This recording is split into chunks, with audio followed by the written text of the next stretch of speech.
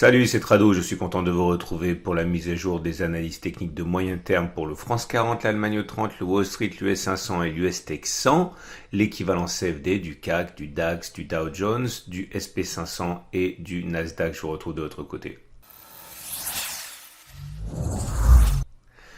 Alors, je vous rappelle que tout ce qui suit est donné à titre purement informatif et pédagogique. On commence par le France 40 en données hebdomadaires, c'est-à-dire que chaque bougie correspond à une semaine de cotation.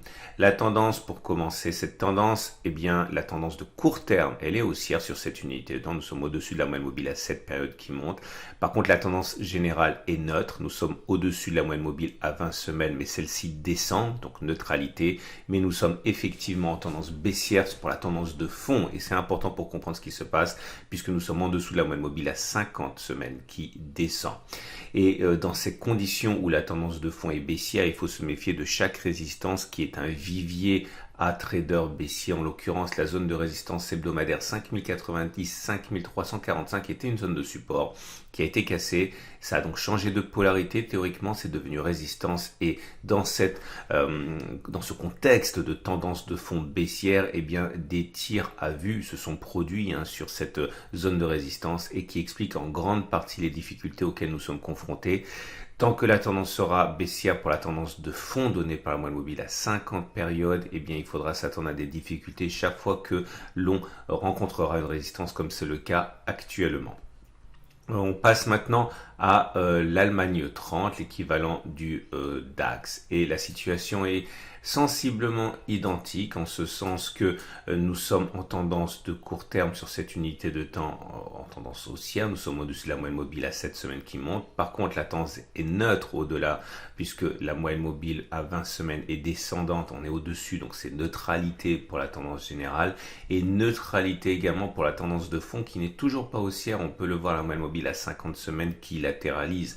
Dans ce genre de conditions également, les résistances et les supports, tous les deux sont défendus par ceux qui ont des biais soit haussiers soit baissiers, et ça explique en grande partie le fait que la résistance hebdomadaire des 12 913 1170, selon le même schéma qui était support, qui a été cassé, qui est donc devenu résistance, cette zone de résistance est utilisée par les baissiers pour initier des positions vendeuses. C'est ce qui se produit en fait depuis quelques semaines, et il en sera autrement que lorsque la tendance sera devenue haussière. Pour l'instant, les baissiers continuent de tenter leur chance puisqu'il n'y a pas de tendance de fond haussière. La tendance de fond est neutre.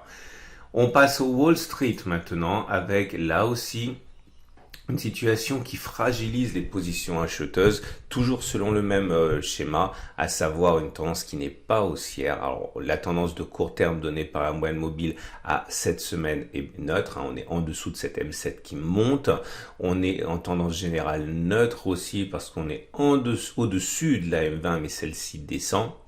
Et on est en tendance baissière pour la tendance de fond puisqu'on est en dessous de la moyenne mobile à 50 semaines qui descend. Donc toujours le même schéma, fragilité des positions haussières puisque les baissiers tentent leur chance lorsque la tendance n'est pas haussière.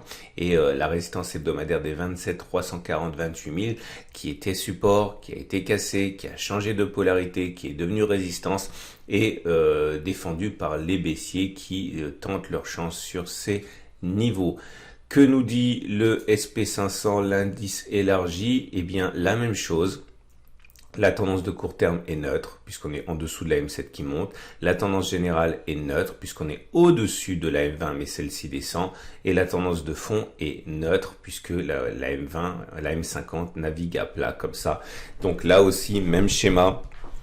Les résistances sont mises à profit par les baissiers pour vendre, comme les supports sont mis à profit par les acheteurs pour acheter, puisque c'est finalement une situation de neutralité où les camps peuvent jouer leur chance. Et vous voyez cette résistance hebdomadaire des 3180, 3230 qui était support, qui a été cassé, qui a changé de polarité, qui est devenu résistance, est défendue par les baissiers depuis 4 semaines. On termine avec l'US Tech 100, l'équivalent donc du Nasdaq, pour une situation qui enfin se décante quand on parle des indices, puisque là, pas de doute, la tendance elle est haussière. Haussière car on est au-dessus de la moyenne mobile à 7 semaines qui monte. La tendance générale est haussière également, nous sommes au-dessus de la M20 qui monte, la tendance de fond est haussière également, nous sommes au-dessus de la M50 qui monte, tout se passe bien pour l'instant. Nous avons un support hebdomadaire ici, les 9630, 9750, on voit bien que la tendance est haussière parce que vous voyez cette zone qui était résistance, qui a été cassée, qui a donc changé de polarité en devenant support, eh bien est défendue depuis 3 semaines, puisque voilà, en tendance haussière, les supports ont tendance à être achetés par les traders, davantage que lorsque la tendance est baissière en tout cas, et on ne sait pas si cela produira son effet.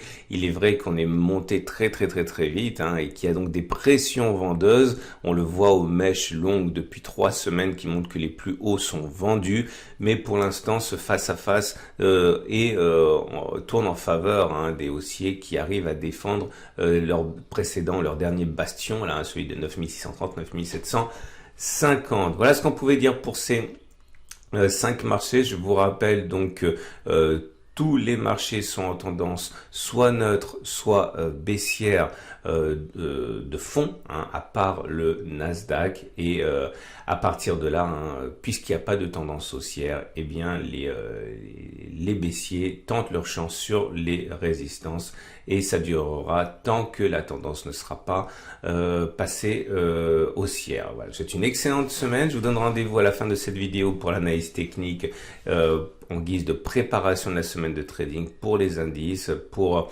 les métiers, pour le pétrole, pour le Bitcoin, pour l'euro-dollar. Je vous dis à tout de suite.